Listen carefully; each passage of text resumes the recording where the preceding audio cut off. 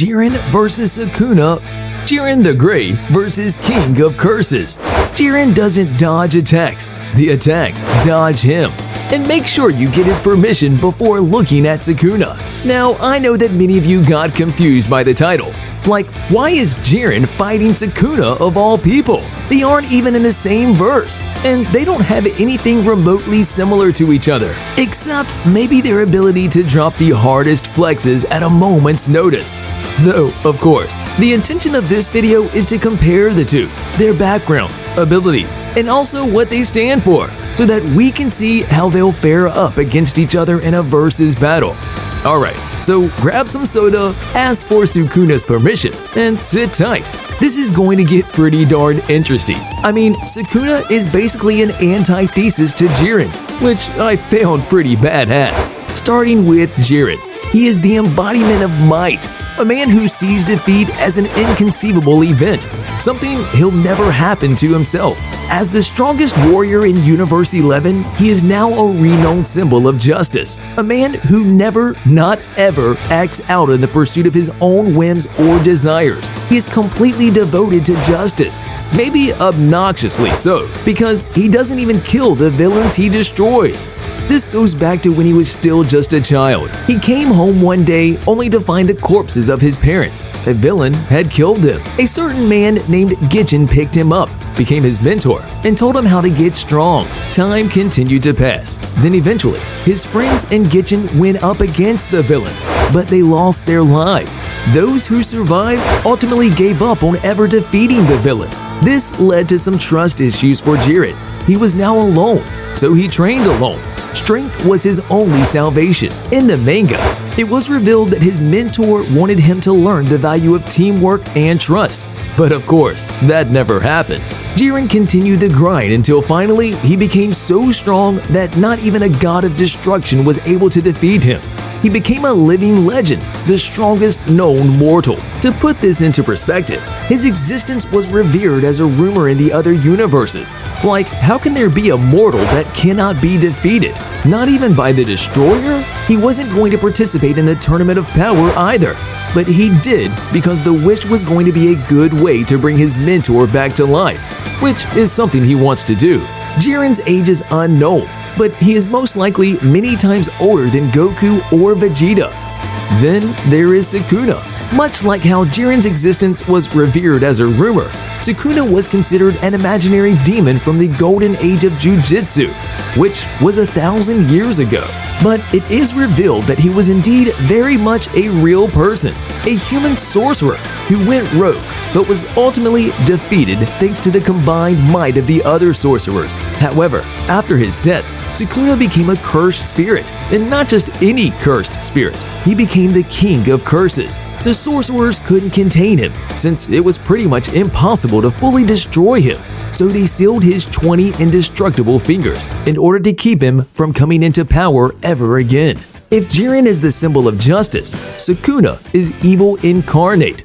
Wait, maybe it's Sukuna who killed Jiren's parents and mentor? Nah, let's not get too carried away. This was basically their roots. We don't know a lot about either of them, just these bits and pieces. But I guess it's enough to say that they are built different, not in the traditional sense, but also to each other.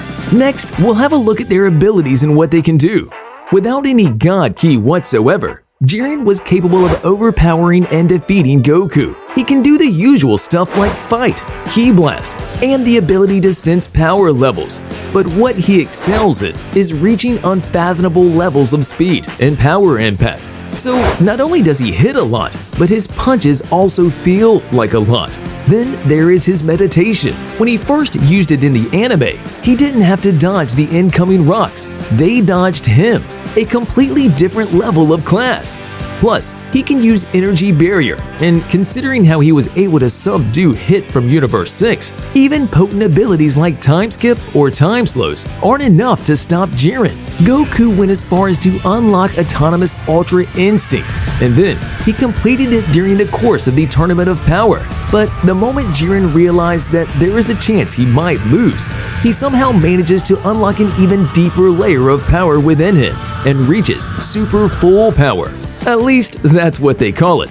Sukuna, on the other hand, probably doesn't meditate, considering how this man puts his pleasure above all things. But the extraordinary strength, insane reflexes, destructive speed, and ridiculous durability are still there. Although, just like Jiren, he excels in hand-to-hand combat, something we saw when we fought and overwhelmed Megumi. And things can get really ugly for you if he starts using his cursed technique in addition to his slick moves. It's game over by that point. Though, going a little bit into his cursed powers, let's see what he can do as the King of Cursors. He has an almost disgusting amount of cursed energy. It's inherently evil, and is about the only source of power that can rival Goju Satoru. But even if he isn't his full power, there's a lot to be said about the fear he invokes in the hearts of other cursors. Mahito looked like he had pooped his pants when he gave him that dad glare. Just pure, unadulterated intimidation. Add that with his intellectual prowess, metamorphosis, and regeneration, and you get a different kind of menace altogether. Though, speaking a little bit about what his cursed energy can do, there is a technique called Reverse Curse Technique, which he can conveniently use to regenerate himself, or Atadori Yuji. In fact, Yuji wanted him to use the same thing on his buddy Junpei to maybe save his life. But Sukuna just starts laughing hysterically, together with Mohito, and then even tells Mohito to basically piss off. That's right, he's nobody's friend. While Jiren finds trust fleeting, Sukuna simply couldn't care less. Moving on, Sukuna can also do things like dismantle other cursed spirits, cleave other curses, or just light them on fire. There is the Binding Vows curse manipulation technique, which he used on Yuji to bind him in a vow. Yeah, the person had to agree to it, but considering Sukuna, he just makes you agree. Back then, he challenged Yuji, beat him, and Sukuna had his way. For the sake of context, this is about him using Yuji's body for the duration of 1 minute when he would chant "In Chain." And then finally, there is his domain expansion. It's called Malevolent Shrine. Unlike other domain expansion users, Sukuna leaves the barrier open. He simply brings his domain into existence in the reality, and he makes it so there is a maximum radius of 200 meters, where the target is absolutely guaranteed to be hit by his cleave and dismantle. Now, as you guys know, Sukuna exists within Yuji's body. He is the inner demon, while Yuji is the vessel. And in the wake of Chapter 209, Yuram refers to a setting where Sukuna will have a bath. There are still a lot of speculations over what this implies, but the common understanding among fans is that it is going to be a ritual which purifies Yuji from Sukuna and finally allows Sukuna to exist as his own true being. Will he be stronger than Gojo at that point? We don't know, but for what it's worth, the story is definitely going to drop something unexpected on us, and very soon. The fact that Sukuna is the first person to reach enlightenment and how Jujutsu Kaisen has some very strong Buddhist themes, it's all going to play out very interestingly. Besides, who doesn't want to see Sukuna go all out and wreak pure havoc?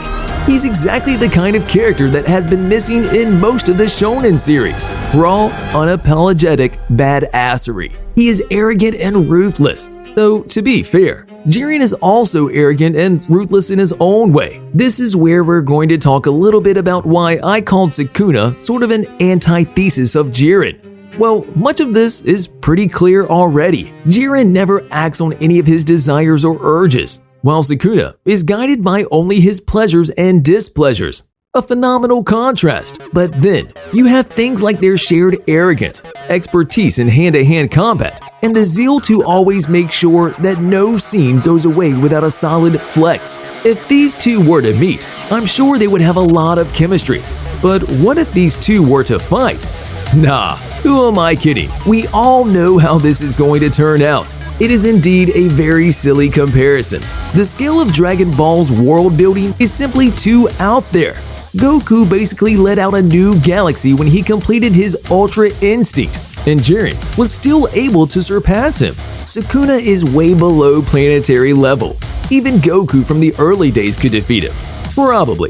Still, that villain in Jiren's backstory looks a lot like some cursed spirit. So, I don't know, guys. Maybe Universe 11 warriors are just too weak to curses. What do you guys think? Go wild in the comment section with your thoughts and ideas. I'm genuinely looking forward to reading them. Like and subscribe to the channel for free cookies. Share this video with your friends and see what they have to say. Well then, with that said, I'll see you guys on my next video.